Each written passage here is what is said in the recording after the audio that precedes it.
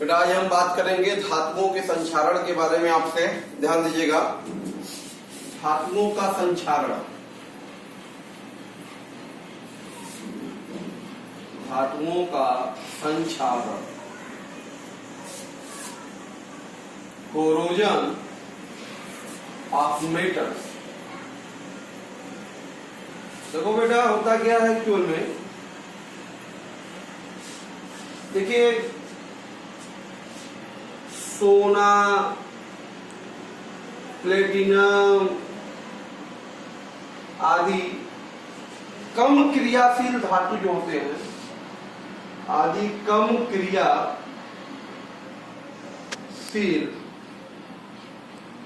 धातुओं को छोड़कर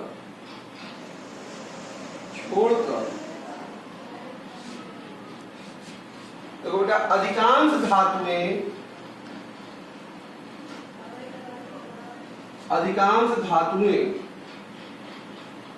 वायुमंडल के संपर्क में आने पर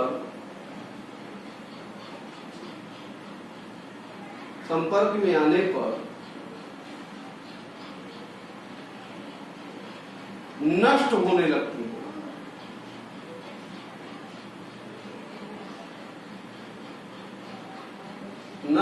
लगती है।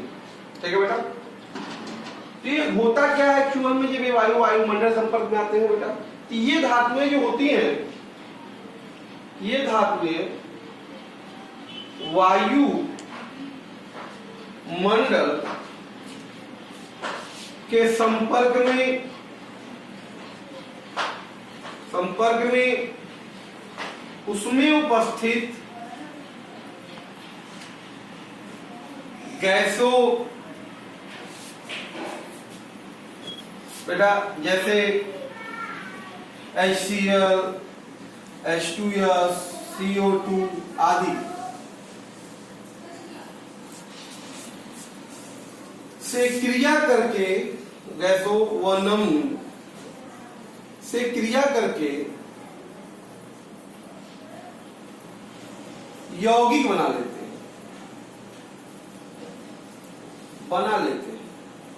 ये धातुएं जो बेटा आती हैं वायुमंडल संपर्क में, तो वो गैसों या नमी से क्रिया कर लेती है और यौगिक बना लेते हैं। अतः हम कह सकते हैं, धातुओं का वायुमंडल के संपर्क में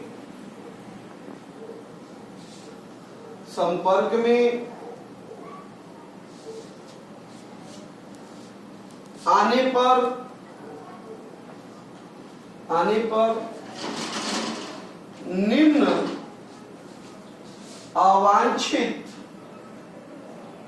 निम्न अवांछित यौगिक, बेटा जैसे ऑक्साइड, कार्बोनेट, सल्फेट इत्यादि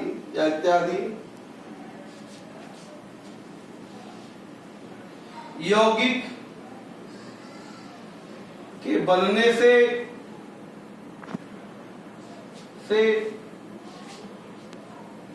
धीरे धीरे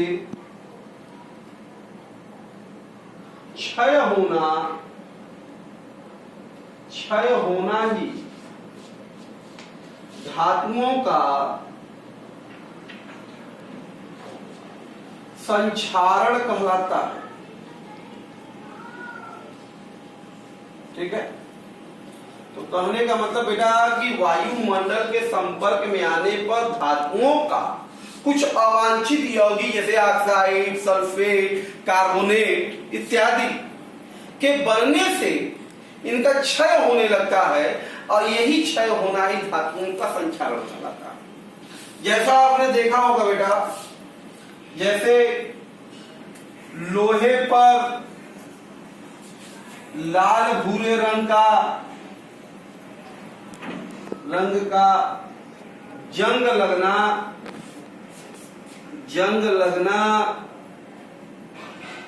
तांबे पर हरे रंग का परत जमा होना संक्षारण का उदाहरण है। संक्षारण का उदाहरण है।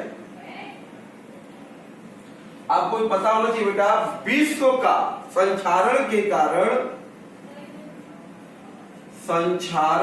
कारण विश्व का लगभग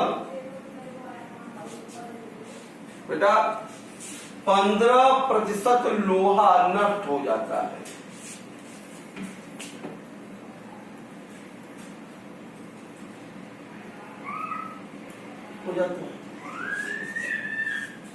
ये संक्षारण है।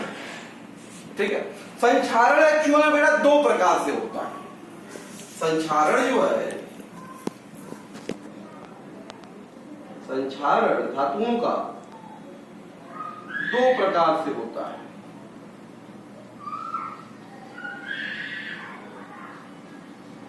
ठीक है बेटा। तो संक्षारण आपने जाना क्या है बेटा, कि धातु का वायुमंडल के संपर्क में आकर विभिन्न प्रकार की यौगिक सल्फेट कार्बोनेट इस तरह बनने से उनका क्षय होता है, यही संक्षारण है। आइए देखते हैं संक्षारण बेटा दो प्रकार से होते हैं। कैसे होता है? रासायनिक या शुष्क संक्षारण।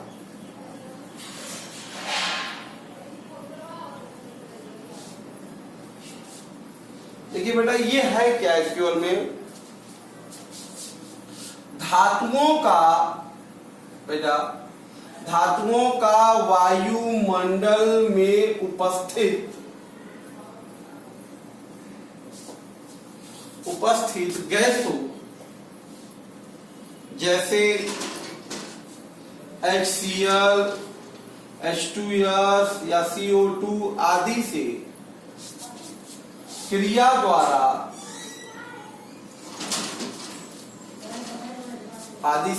द्वारा जो संक्षारण होता है बेटा, क्षारण, ये रासायनिक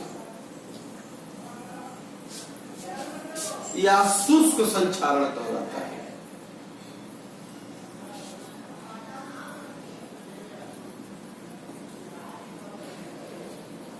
ठीक है बेटा।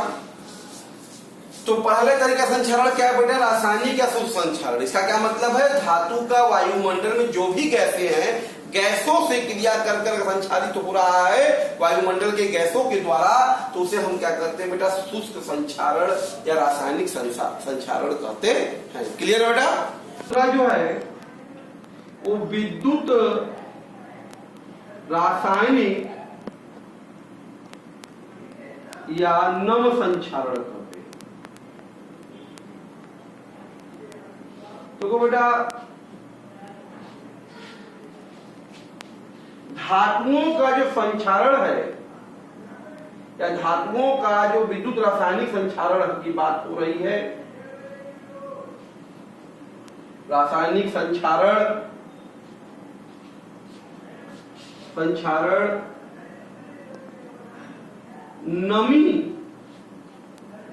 नमी की उपस्थिति में तथा अशुद्धियों की उपस्थिति में बहुत तीव्रता से होता है।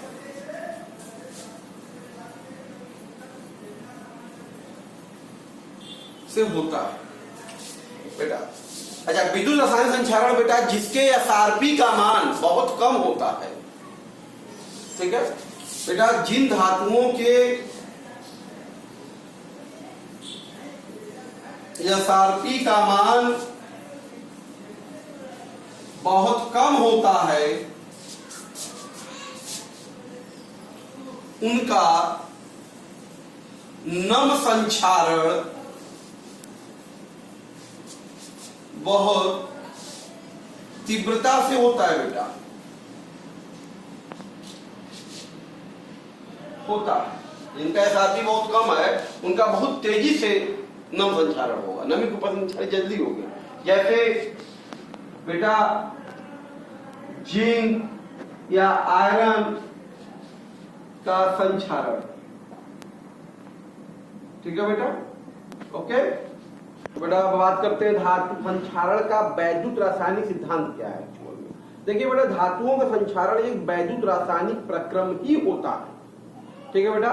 जैसे हम जानते हैं कि धातु लोहे को जैसे ही नम वायु के संपर्क में रखते हैं उसमें लाल भूरे रंग की परत जम जाती है और उसी लाल भूरे रंग की परत को बेटा हम जंग कहते हैं। जंग एक्चुअल में हाइड्रेटेड फेरिक ऑक्साइड का होता है।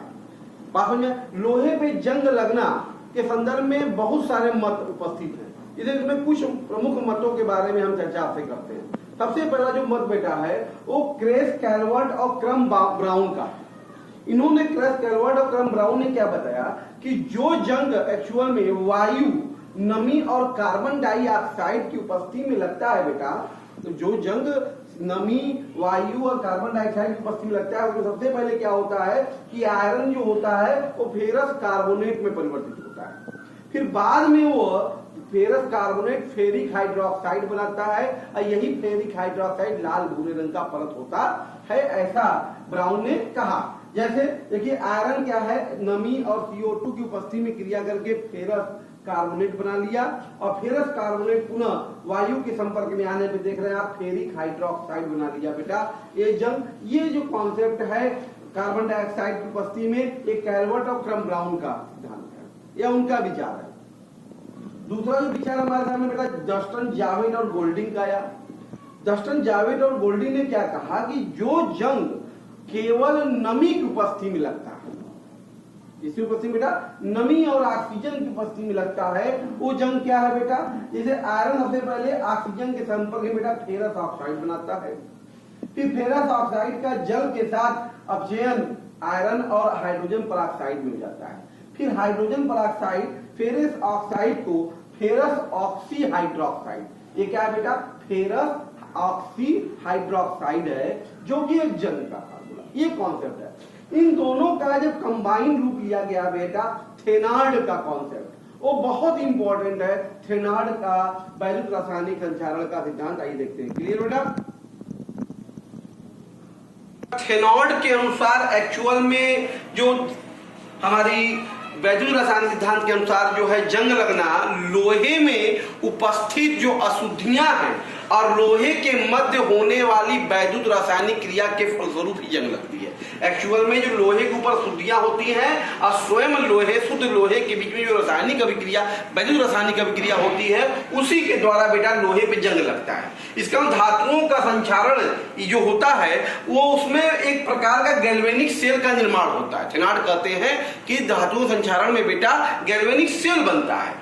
धातु के नम में वायु में रहने के कारण बेटा धातु के ऊपर जल की परत जम जाती है। धातु को जैसे नम वायु में रखेंगे तो धातु के ऊपर क्या होगी, एक जल की परत जम जाएगी और उस जल, चूंकि वायुमंडल में संपर्क है तो वायुमंडल में गैसें हैं, कार्बन डाइऑक्साइड है, HCl है, ये सब गैसें जल में घुल जाती हैं और जल में घुल जाने के कारण बेटा वो जल की चालकता बढ़ जाती है और ये घुला हुआ जो जल है, अम्लीय जल, ये वैद्युत अपघट्य विलयन का कार्य करने लगता है बेटा। जैसे CO2 H2O में घुलेगा, कार्बोनिक अम्ल बनेगा। देखिए अब ये क्या हो गया, गैल्वेनिक सेल का वैद्युत अपघट्य बन गया। इसका इस प्रकार से इस अशुद्ध धातु के तौर पर गैल्वेनिक सेल बन जाता है, जिसका एनोड स्वयं ही शुद्ध धातु होता है बेटा और कैथोड जो है वो अशुद्ध धातु होता है। क्लियर है? एनोड पे एक्चुअल में होता क्या है बेटा, Fe जो शुद्ध धातु है उसका फेरस आयन में ऑक्सीकरण होता है और कैथोड पर जहां शुद्ध धातु है बेटा वो H+ आयन, क्योंकि वहां पर शुद्धियां हैं, H+ आयन उपस्थित है, तो H+ आयन की उपस्थिति में एनोड से मुक्त इलेक्ट्रॉन के द्वारा O2 का अपचयन होने लगता है बेटा, O2 का जल में अपचयन हो जाएगा इस प्रकार से। तो ओवरऑल सेल रिएक्शन अगर देखा जाए बेटा तो ये सेल रिएक्शन होगा FeS, देखिए 4H+ + O2 gives 2Fe2+ + 2H2O और यहाँ का जो इनली सेल है प्लस 1.67 इलेक्ट्रॉन वोल्ट होता है। तो ये धनात्मक है, इसका मतलब स्वतः प्रवर्तित अभिक्रिया है। ये गैल्वेनिक सेल इस बात के साक्ष्य है कि धातु के संचारण में, आयरन के संचारण में एक गैल्वेनिक सेल बन रहा है जिस पर ये सेल अभिक्रिया होती है। तो ये सेल बेटा इस सेल अभिक्रिया के फलस्वरूप ध्यान दीजिएगा, देखो तो सेल अभिक्रिया के फलस्वरूप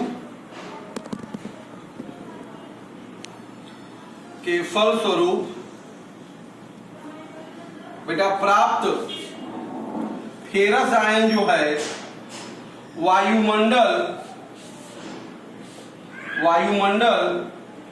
में ऑक्सीकृत होकर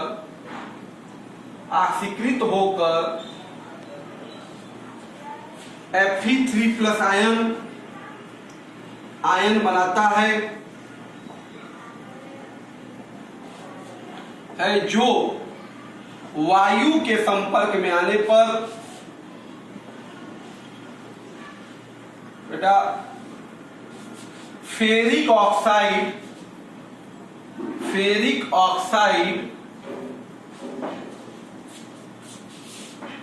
Fe2O3 बनाता है, जो बाद में जो फिर जलयोजित होकर बेटा Fe2O3 into X H2O बनाता है बेटा, जिसे जंग कहते हैं। क्या कहते हैं बेटा? जंग कहते हैं। देखिए एक्चुअल में होता क्या है, ये जो फेरस आयन है बेटा, ये ऑक्सीजन के संपर्क में आकर वायुमंडल में ऑक्सीजन और नमी के संपर्क में आकर ये क्या कर लेगा, फेरिक ऑक्साइड बेटा बना लेगा 2Fe2O3, और फिर बेटा ये 8H+, ठीक है, और ये फेरिक ऑक्साइड बेटा जलयोजित हो जाता है, जलयोजित होकर ये Fe2O3 into XH2O यही जंग का निर्माण करता है। इसी को जंग कहते हैं बेटा। क्लियर है? तो ये है बेटा थेनॉर्ड का मेथड। थेनॉर्ड में ओवरऑल मैंने क्या बताया कि धातुओं का संचारण जो है वो उनकी धातु तथा अशुद्ध धातु के बीच में होने वाला वैद्युत रासायनिक प्रक्रम है। इसमें एक गैल्वेनिक सेल का निर्माण होता है। इस गैल्वेनिक सेल में बेटा जो इसमें वायु में जो जल की परतें हैं, जो नम है, उसमें गैसों घुलने के कारण जो अम्ल का निर्माण होता है वो एक वैद्युत अपघट्य विलयन का कार्य करता है बेटा। ठीक है, और जो वैद्युत अपघट्य कार्य करता है अशुद्ध धातु स्वयं ही एनोड का और अशुद्धियां बेटा क्या करती हैं, कैथोड का कार्य करती हैं। ओवरऑल सेल रिएक्शन के कारण यहाँ जो फेरस आयन बनता है, ये फेरस आयन वायु में ऑक्सीकृत होकर फेरिक आयन में बदलता है, और फेरिक आयन बेटा वायु संपर्क करके फेरिक ऑक्साइड, और जो जलयोजित होकर फेरिक ऑक्साइड जलियोहाइड्रेटेड फेरिक ऑक्साइड बनाता है, जिसे हम लोग जंग कहते हैं। तो ये एक्चुअल में जंग बनना विद्युत रासायनिक प्रक्रम का उदाहरण होता है। क्लियर है बेटा? मॉडल के रूप में भी समझ सकते हैं। मान लीजिए बेटा ये हमारा ये शुद्ध ये लोहे की परत है, ये क्या है, लोहे की परत है बेटा, जिसके ये वायु के संपर्क में आएगा बेटा।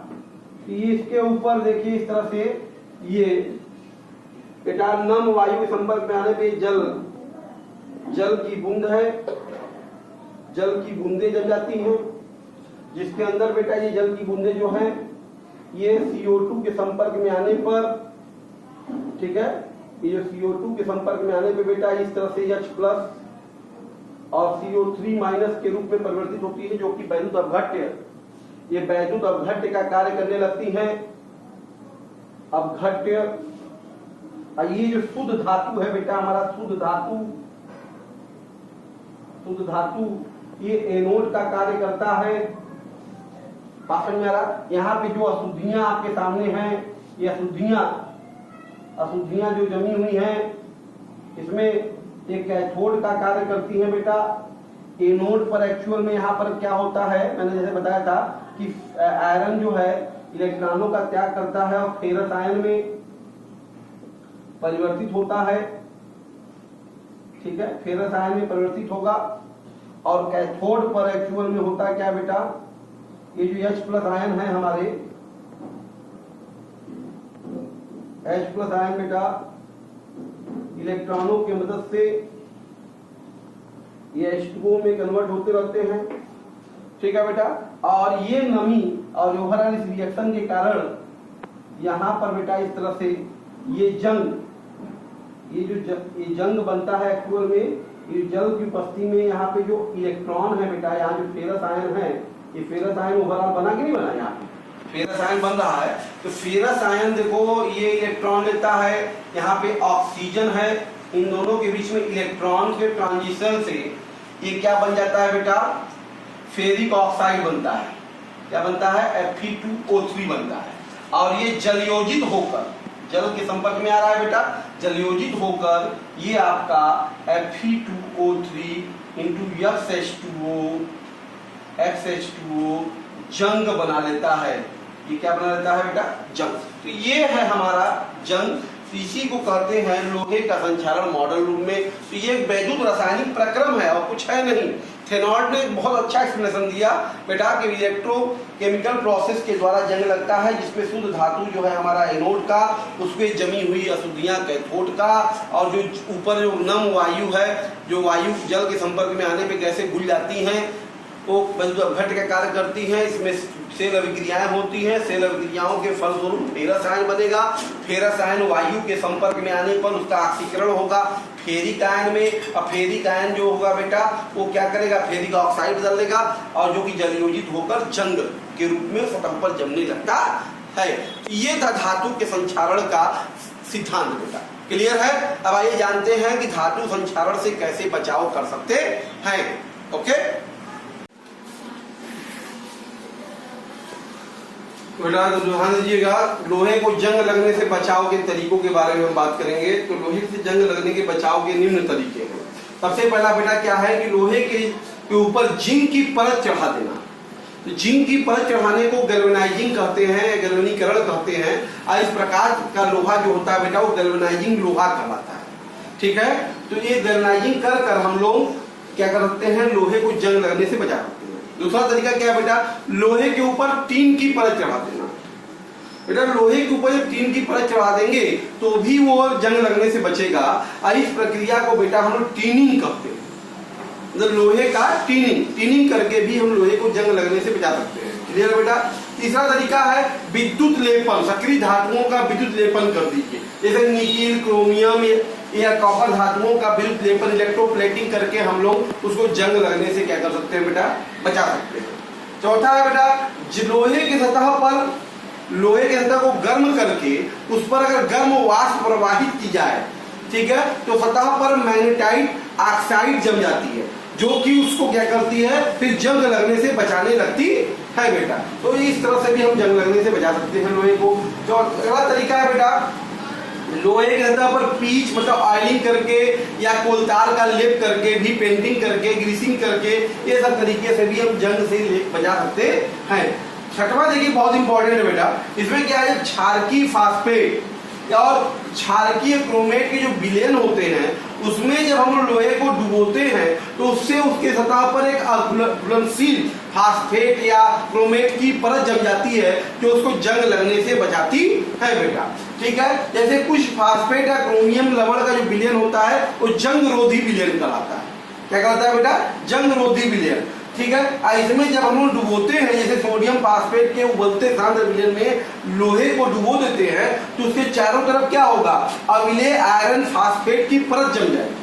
आयरन फास्फेट की परत, अब वो परत जो है वो लोहे के संपर्क में H+ आयन को आने से रोकेगी या उसको संक्षारण होने नहीं देगी। तीन तरीकों से बेटा हम लोहे का संक्षारण रोक सकते हैं। तो आज हम बेटा इस तरह से आपसे बात कर रहे थे, धातुओं का संक्षारण, बात समझ में आ रहा है क्या होता है, धातुओं संक्षारण के सिद्धांत क्या है, बात समझ में, धातुओं संक्षारण के बचाव के तरीके क्या है।